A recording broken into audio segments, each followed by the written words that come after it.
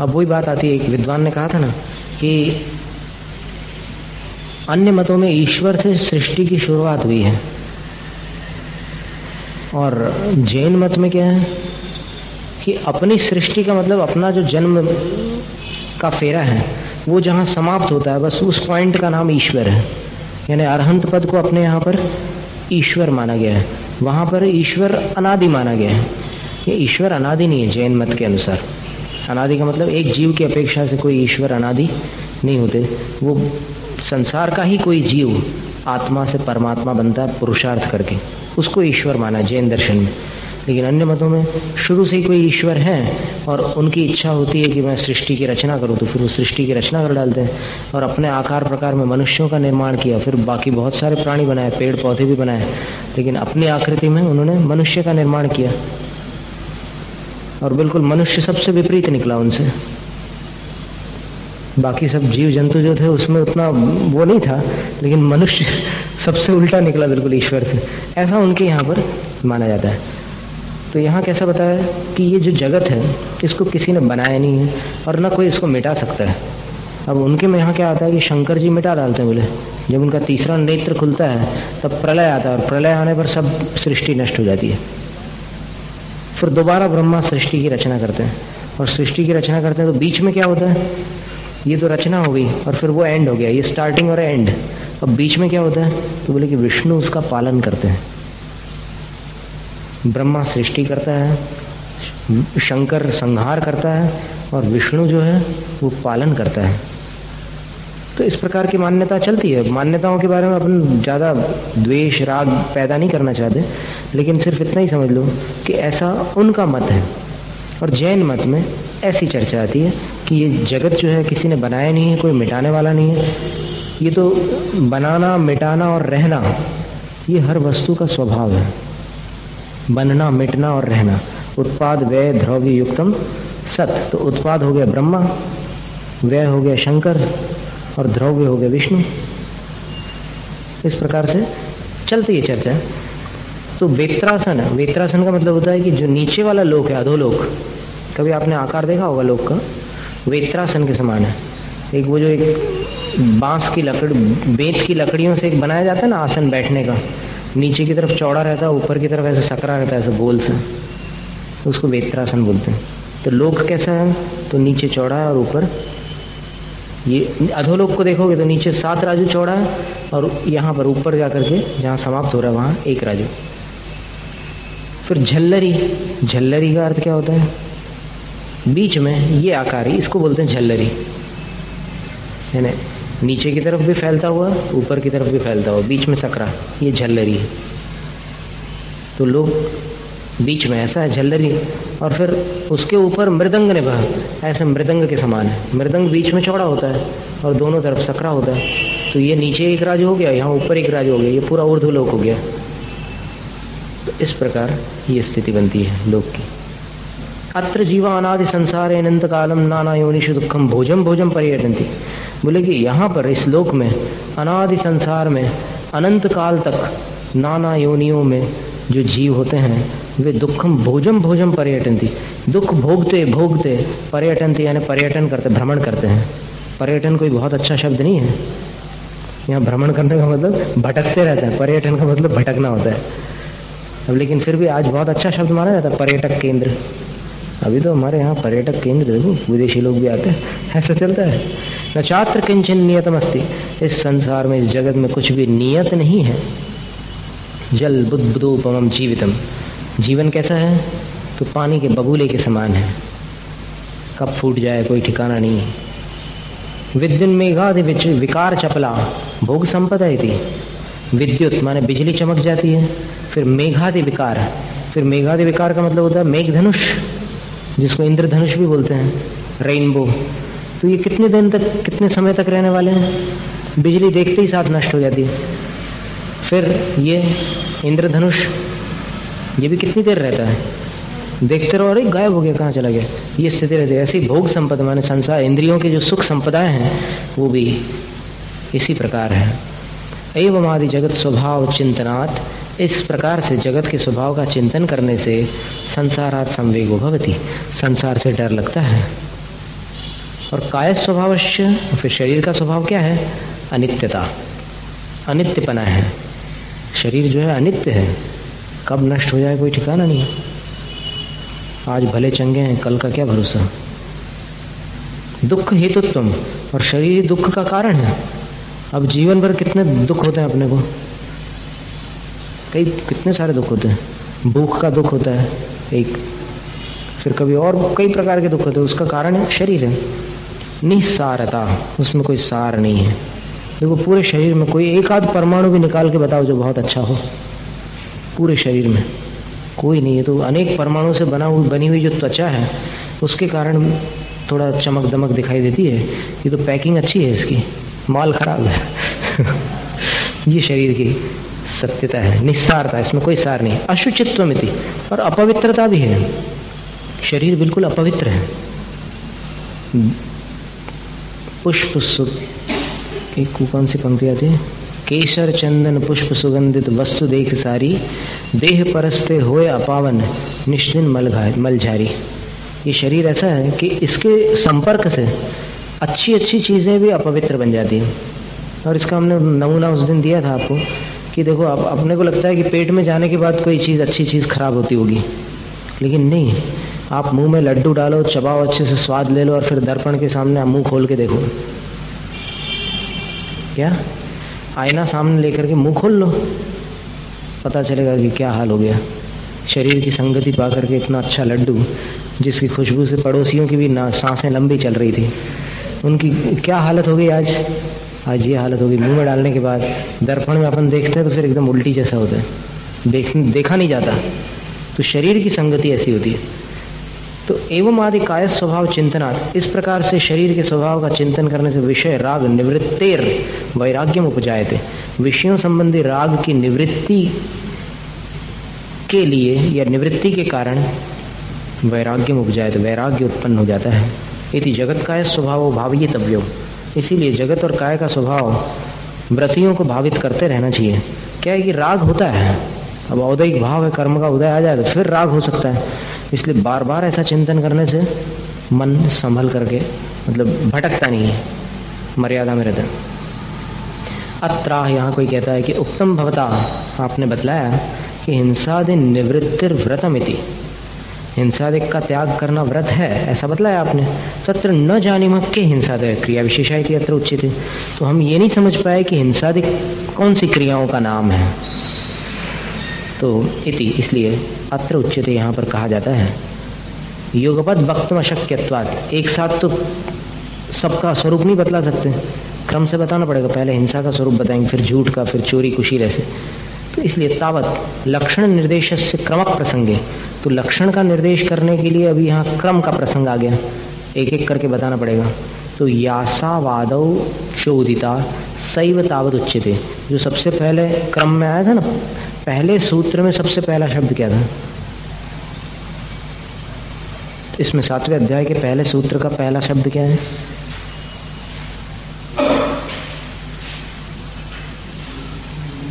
हिंसा था ना। तो वो हिंसा सैव तावत उच्यते, हिंसा नृतस्ते या ब्रह्म परिग्रह व्योवृत्तिर्व्रतम, तो उसमें सबसे पहले हिंसा लिखा था। तो उस हिंसा का स्वरूप यहाँ पर कहा जाता है। प्रमत्त योगात प्राण व्यपरोपणम हिंसा, प्रमत्त योग के कारण, योग माने मन वचन काय की चेष्टा, और प्रमत्त योग का मतलब होता है, नीचे बतलाएंगे, और उसके कारण जो प्राणों का व्यपरोपण होता है, अपने या दूसरों के, द्रव्य या भाव प्राण, इनका व्यपरोपण यानी वियोगकरण होता है, उसका नाम है हिंसा। यानी प्राणों को क्षति पहुंचती है तब हिंसा कहलाती है। प्रमाद है सकषायत्वम, प्रमाद किसको कहते हैं? सकषाय होने को प्रमाद कहते हैं। कषाय आ जाए तो उसका नाम प्रमाद है। यहाँ पर फिर तद्वान आत्म परिणाम प्रमत्त, उस कषाय सहित आत्मा का जो परिणाम हुआ है उसको प्रमत्त कहा गया है। प्रमत्तस्य योग, फिर उस कषाय सहित आत्म परिणाम का जो योग है, मन वचन काय का परिणमन, वो प्रमत्त योग कहलाता है। तस्मात् प्रमत्त योगात्, उस प्रमत्त योग के कारण इंद्रियादयो 10 प्राणास, इंद्रियादि 10 प्रकार के प्राण होते हैं। तेषाम यथा संभवम, उनका यथा संभव व्यपरोपणम वियोगकरणम, जो व्यपरोपण होता है, वियोगकरण होता है, उनको क्षति पहुंचती है। वो हिंसा इति अभिधीयते, हिंसा ऐसा कही जाती है। सा प्राणिनो दुख हेतुत्वाद अधर्म हेतु, वो प्राणियों के लिए दुख का कारण होने से अधर्म का हेतु है, यानी पाप का कारण है। प्रमत्त योगादिति विशेषणम केवलम प्राण व्यप्रोपणम न अधर्माय इति ज्ञापनार्थम। अब देखो इसमें कोई कहे कि भाई प्राणों को पीड़ा पहुंचाना हिंसा है, प्रमत्त योग जबरदस्ती क्यों यहाँ सूत्र को बढ़ाने के लिए आपने लगा दिया? तो आचार्य कहते हैं कि नहीं, प्रमत्त योग लगाने से इसमें बड़ा रहस्य छुपा हुआ है। क्या रहस्य छुपा है? कि केवलम प्राण व्यप्रोपणम, अकेला प्राण व्यप्रोपण हो तो फिर वो न अधर्म है, वो पाप का कारण नहीं होता। इति ज्ञापनार्थम, ये जानकारी देना है सूत्र में। कहा भी है उक्तम च वियोजयति चासुभिर्न च वधेन संयुज्यते, पृथ्वी छंद। असुभि वियोजयति न च वधेन संयुज्यते, प्रमत्त योग नहीं है, कषाय नहीं है अंदर, लेकिन किसी के प्राण वो पृथक कर दे तो भी वधेन न संयुज्यते, वो हिंसा से संयुक्त नहीं होता। जैसे साधु है, नीचे और भी उसका खुलासा कर रहे हैं। उक्तम च, कहा भी है उच्चालिदम्मि पादे इरिया समिदस्स निगमट्ठाणे आबाधेज्य कुलिंगो मरेज्य तज्जोगमासेज नहीं तस्य तन्निमित्तो बंधो सुमो विदेशिदो समय मुच्छा परिग्रहोत्य अज्झप पमाणदो भणिदो। अच्छी सुंदर गाथाएं दी है। बोले कि निगमट्ठाणे, निकलते हुए उस स्थान पर जहाँ से साधु बाहर निकल रहे हैं, माने कहीं गमन करने जा रहे हैं साधु, तो उठे हैं बाहर निकल रहे हैं, लेकिन एरिया समिदस, बहुत सावधानी से जमीन देख करके वो चल रहे हैं। तो ऐसे समय पादे उच्चालिदम में उन्होंने एक पैर उठाया, क्या चलते समय एक पैर उठाया उन्होंने, और तज्जोग मासेज, और उस शरीर की प्रवृत्ति का आश्रय लेकर कुलिंगो आबाधिज, कोई चींटी या फिर कोई जीव जंतु उनके पैरों से बाधा को प्राप्त हो गया, मरिज मर भी गया। तो आचार्य कहते हैं कि समय शास्त्र में तस् तन्निमित्तो सुमो भी बंधो न देसी दो, बोले कि उन साधु को, उस प्राणी को जो बाधा पहुंची है उसके निमित्त से सूक्ष्म कर्म का बंध भी, हिंसा का पाप भी नहीं होगा। क्यों नहीं होगा? एरिया समिदस, क्योंकि उनने गलती नहीं की है, वो उन्होंने तो सावधानी से देखकर ही पैर रखा था, लेकिन अब कोई जीव एकदम उचक करके आ गया बीच में, तो फिर उनकी भावना नहीं थी उसको ठेस पहुंचाने की, या फिर उनके अंदर कोई असावधानी भी नहीं थी, वो लापरवाही से भी नहीं चल रहे थे, वो तो देख करके चल रहे थे, लेकिन पैर के नीचे किसी जीव को बाधा हो गई या फिर उसके प्राण निकल गए तो फिर उनको हिंसा का पाप नहीं लगता। और अगर असावधानी से चले तो आगे बताएंगे उसके बारे में। तो जैसे अज्जप प्रमाण दो मुच्छा परिग्रहोत्य भणि दो, मतलब ये आत्माश्रित होता है ये भाव। हिंसा और अहिंसा जो है वो सिर्फ शरीर की चेष्टा से संबंध रखने वाली चीजें नहीं है। अज्जप प्रमाण दो वो आध्यात्मिक बातें हैं, माने आत्मा से भीतर से संबंध रखने वाली चीजें हैं हिंसा और अहिंसा। जैसे मुच्छा परिग्रह होती है, मूर्छा परिग्रह है, भले बाहर आपके पास एक कौड़ी ना हो, अब कोई भिखारी है उसके पास कुछ भी नहीं है, उसके पास मान लो उसका वो बर्तन भी खाली, एक रोटी भी नहीं है, उसमें चवन्नी भी नहीं है, कुछ भी नहीं है उसके पास, तो क्या निष्परिग्रह है? नहीं, उसके अंदर मूर्छा रूप परिग्रह विद्यमान होने के कारण वो अभी निष्परिग्रह नहीं है। ननुच, अब फिर शंकाकार शंका कर रहे हैं कि प्राणो व्यप्रोपणा भावे भी प्रमत्त योग मात्रादेव हिंसा इष्यते, कि प्राण का व्यप्रोपण न होते हुए भी देखो किसी प्राणी के प्राणों को ठेस नहीं पहुंची तो भी प्रमत्त योग मात्रात एव, उसके अंदर सिर्फ मन वचन का है कि कषाय पूर्वक प्रवृत्ति चल रही है, किसी प्राणी के प्राणों को बाधा नहीं पहुंच रही है, तो भी हिंसा इष्यत है, उसको हिंसा माना जाता है।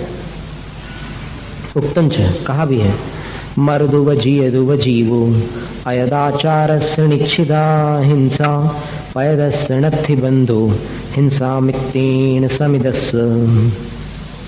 बोले कि जीवो मरदुव जीवदुव, जीव मरे या जिंदा रहे, अयदाचारस्य निच्छिदा हिंसा, जो अयत्नाचारी है माने जो जीव दया का पालन करने में सावधान नहीं है, उसको हिंसा निश्चित होती है, लगती है।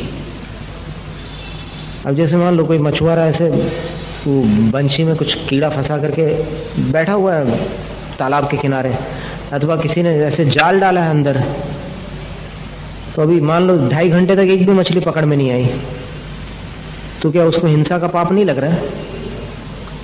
लग रहा है, क्योंकि उसकी भावना किसी के जीव रक्षा की या फिर दया की भावना तो है नहीं। वो तो मछली पकड़ में नहीं आई, वो मछली के पुण्य का उदय है कि वो उसके जाल में नहीं फंस रही है, तो उससे इसको थोड़ी पुण्य लगने वाला है, इसको तो पाप का बंध ही होगा।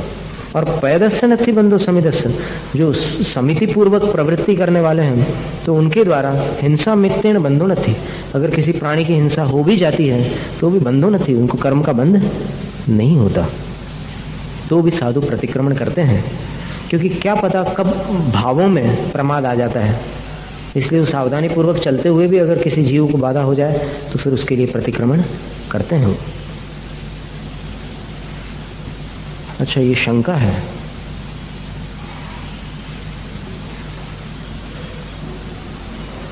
ननुच ननु का मतलब होता है शंका। तो प्राण व्यपरोपणा भावे भी प्रमत्त योगा मात्रादेव हिंसा इष्यते, प्राणों का व्यपरोपण न होने पर भी प्रमत्त योग मात्र से हिंसा मानी जाती है। कहा भी है कि जीव मरो या न मरो, असावधान मनुष्य को निश्चित रूप से हिंसा का दोष लगता है, और जो समिति पूर्वक प्रयत्नशील है, सावधान है, उनको हिंसा मात्र से बंध नहीं होता। नैष दोष, आचार्य उत्तर देते कि नहीं, ये दोष भी नहीं है। क्यों? अत्रापि प्राण व्यपरोपण में अस्ति भाव लक्षण, क्योंकि यहाँ भी प्राणों का व्यपरोपण तो होता है, भावनात्मक होता है, भले बाहर से किसी जीव के प्राणों का व्यपरोपण नहीं हुआ। जैसे वो मछुआरा बैठा है पानी में जाल बिछा करके, तो अब ठीक है मछली नहीं फंसी, लेकिन प्राण व्यपरोपण तो चालू है। कैसे चालू है? तो बोले स्वयमेवात्मनात्मानं हिनस्त्यात्मा प्रमादवान पूर्वं प्राण्यंतराणान्तु पश्चात् स्याद्वा नवावदः। बोले कि स्वयमेव, वो स्वयं ही मछुआरा आत्मना आत्मानं हिनस्ति, वो प्रमादवान होने के कारण, प्रमादवान आत्मा आत्मना अपने द्वारा आत्मानं हिनस्ति, अपनी आत्मा की हिंसा करता है। मतलब इतनी कषाय करने वाला जीव कि मैं इतनी मछली पकड़ूंगा, इतना व्यापार करूंगा, ऐसा करूंगा, वैसा करूंगा, ये जो हिंसा के भाव करने वाला है, उस भाव के द्वारा अपने आत्मा की शांति को भंग कर डालता है, और अपने अंतरंग भावात्मक जो प्राण है उसका नाश करता है। पूर्वम, पहले ये करता है वो, फिर पश्चात आगे क्या करता है? प्राण्यंतराणाम तु वध स्याद् वा न वा, फिर बाद में दूसरे प्राणियों का वध वो कर सके अथवा न भी कर सके। जरूरी थोड़ी कि प्राणियों का वध वो कर ही ले, सोचने मात्र से थोड़ी होता है। सफलता कब मिलती है? सफलता उसको भी तब मिलेगी जब उसका पुण्य होगा। क्या होता है कि बुरे कामों में भी सफलता किसको मिलती है? पाप का उदय हो तो बुरे कामों में भी असफल होता है व्यक्ति, तो पुण्य का उदय चाहिए उसको। तो इस प्रकार उसको हिंसा का दोष लगता है, क्योंकि वो अपने भावों का तो नाश कर देता है, यानी अपनी आत्मा का तो पहले हनन कर डालता है कषायों के द्वारा। आह अभिहित लक्षणा हिंसा, हिंसा का लक्षण आपने बतला दिया। तदनंतर उद्दिष्टम अनृतम किन लक्षण में अत्र उच्यते, फिर उसके बाद जो अनृत नाम का पाप कहा था, झूठ, उसका क्या लक्षण है, ऐसा प्रश्न किया किसी ने। इति, इसलिए अत्र उच्यते, यहाँ कहा जाता है असत विधान अनृतम, असत वचन जो है उसका नाम झूठ है। सत शब्द प्रशंसावाची, सत शब्द जो है वो प्रशंसावाची, जैसे सज्जन है, सत्पुरुष है, सद्बुद्धि है। ये जो बुद्धि प्रशंसनीय होती है, जो मनुष्य प्रशंसनीय होता है, उसके लिए सत लगा देते हैं। तो वैसे सत शब्द जो है वो प्रशंसावाचक है। न सत असत, जो सत नहीं है माने प्रशंसनीय नहीं है, वो असत कहलाता है। अप्रशस्तम इति यावत, तो उसका अर्थ क्या हुआ? अप्रशस्त, जिसकी प्रशंसा करने लायक नहीं है। ऐसी भाषा बोलना भी असत है, अनृत नाम का पाप है। फिर दूसरा क्या बता रहे हैं कि असतोर्थस्याभिधानम असत विधानम अनृतम, अथवा जो चीज मौजूद नहीं है उसका कथन करना कि भाई वहां छत पर मत जाना, रात में भूत आता है। अब पता नहीं किसने देखा भूत, लेकिन ऐसे झूठ बोलता है, जो नहीं है उसके बारे में कथन करता है, तो वो भी असत अभिधानम अनितम, वो भी झूठ है। फिर ऋतम सत्यम न ऋतम अनृतम, और ऋत का अर्थ होता है सत्य, तो जो सत्य नहीं है उसको भी अनृत कहते हैं। किम पुनरअप्रशस्तम, अप्रशस्त किसको कहोगे? तो बोले प्राणी पीड़ाकरम यत्तत् अप्रशस्तम, जो प्राणियों को पीड़ा उत्पन्न करने वाला है उसको अप्रशस्त कहते हैं। जैसे गाली गलौज वगैरह हैं, इनके द्वारा लोगों को पीड़ा होती है, तो ये असत वचन है। फिर विद्यमानार्थ विषयम वा अविद्यमानार्थ विषयम वा, अब वो चाहे कोई मौजूद वस्तु के बारे में बोला जा रहा हो या फिर अविद्यमान के बारे में कहा जा रहा हो, लेकिन अगर किसी प्राणी को पीड़ा पहुंच रही है तो असत है। उक्तम च, कहा भी है, प्रागे व अहिंसा व्रत परिपालनार्थम इदम इतरत व्रतम, सबसे पहले ही ये बतला चुके थे कि अहिंसा व्रत की रक्षा करने के लिए ये बाकी व्रत होते हैं। तस्माद हिंसा कर्म वचन अनृतमिति निश्चयम, इसलिए जो हिंसा करने वाले वचन हैं उनको ही झूठ इस प्रकार जान लेना चाहिए, अनृत जानना चाहिए, निश्चित कर लेना चाहिए। अथा नृतानंतरम मुद्दिष्टम यत् स्तेयम तस्य किन लक्षणमिति अतः, अब अनृत के पश्चात कहा गया जो स्तेय नाम का पाप है उसका लक्षण क्या है? तो कहते हैं अदत्तादानं स्तेयम। अब प्रमत्त योगा जो है उसको सबके साथ लगा लेना पड़ेगा कि वो कषाय के आवेश में ऐसा झूठ बोल जाना वो असत्य नाम का पाप है। फिर कषाय के आवेश में बिना दी हुई वस्तुओं को ग्रहण कर लेना वो चोरी है। आदानम ग्रहणम, आदान का अर्थ होता ग्रहण, अदत्तस्य आदानम अदत्तादानम स्तेयम इति उच्यते, वो चोरी कहलाती है। यद्येवम, यदि ऐसा है तो कर्म नो कर्म ग्रहणम अपि स्तेयम प्राप्नोति, फिर हम सांस ले रहे हैं, किसी ने दिया तो नहीं हमें हवा, लेकिन हम सांस ले रहे हैं बिना पूछे, ये चोरी हो गई। बोले अन्य आदत्तत्वात्, बोले किसी ने दी नहीं हमें हवा और फिर हम सांस ले रहे हैं तो फिर चोरी का दोष लगेगा कि नहीं लगेगा? बोले फिर कर्म ग्रहण, माने हम जैसे पुण्य कमा रहे हैं या पाप कमा रहे हैं तो उस समय वो पुण्य और पाप के जो परमाणु अपन अपने आत्मा में ग्रहण कर लेते हैं, वो कोई भेंट देने आता है क्या कि ले बेटा ये पाप तेरे लिए और ये पुण्य तेरे लिए? ऐसा तो नहीं है, वो तो सिर्फ अपने भावों से बांध लेता है। तो फिर ये चोरी हो गई। तो आचार्य कहते हैं कि नैष दोष है, नहीं ऐसा दोष नहीं है यहाँ पर। क्यों? दाना दाने यत्र संभवतस, ठीक है, दाना दाने यत्र संभवतस तत्रैव स्तेय व्यवहार है। बोले कि जहां पर दान और आदान संभव होते हैं वहीं चोरी की बात चलती है। अब जैसे हवा है, हवा को कोई दे नहीं सकता, कोई ले नहीं सकता, वो तो ऑटोमेटिक एक प्रकृति का नियम है, तो वहां चोरी का दोष नहीं आएगा। चोरी का दोष कहाँ आएगा? कोई चीज देने लायक हो या लेने लायक हो, वहां अगर कोई कुछ ऐसी गड़बड़ी करे तो उसको चोरी कहते हैं। कुतः? क्यों? अदत्त ग्रहण सामर्थ्यात, क्योंकि अदत्त ग्रहण, यहाँ जो शब्द अदत्त लिया ना सूत्र में, उससे ये बात समझ में आ जाती है। एवं अपि, ऐसा होने पर भी, भिक्षोर जो साधु होते हैं उनका ग्राम नगरादिषु भ्रमण काले, ग्राम और नगर आदि में भ्रमण करते समय रथ्या द्वारादि प्रवेशाद अदत्तादानम प्राप्नोति। फिर शंका करने, क्या शंका रखी बढ़िया, कि जब साधु महाराज भी आहारचर्या के लिए आते हैं नगर में तो फिर रथ्या द्वार, रथ्या माने रोड, रास्ता, और द्वार माने जो नगर का द्वार होता है, आदि में जब प्रवेश करते हैं, अब किसी ने दिया है क्या उनको कि ये गेट तुम्हारे लिए है? अब किसी की बिना दी हुई चीज में साधु प्रवेश कर रहे हैं तो फिर उनको चोरी का दोष लगेगा कि नहीं लगेगा? लगेगा। बोले तो फिर आचार्य उत्तर क्या दे रहे हैं कि नहीं दोष है, ये दोष भी नहीं लगेगा। बोले क्यों? सामान्य मुक्तत्वात्, क्योंकि वो सामान्य रूप से सबके लिए मुक्त है। वो दरवाजा और वो रास्ता सबके लिए खुला है, उसमें किसी का निषेध या प्रतिबंध नहीं है। आतंकवादियों के लिए जरूर होता है प्रतिबंध, वो बात है लेकिन यहाँ साधु जो है उनके लिए और फिर यहाँ के जो सज्जन लोग हैं उनके लिए कोई दोष नहीं है। तथा ही उसका खुलासा कर रहे हैं, अयम भिक्षु पिहित द्वारादिषु न प्रविशति, अगर ये साधु जो है ये पिहित द्वारादिषु बंद दरवाजों में प्रवेश नहीं करते, अमुक्तत्वात् क्योंकि खुले नहीं है।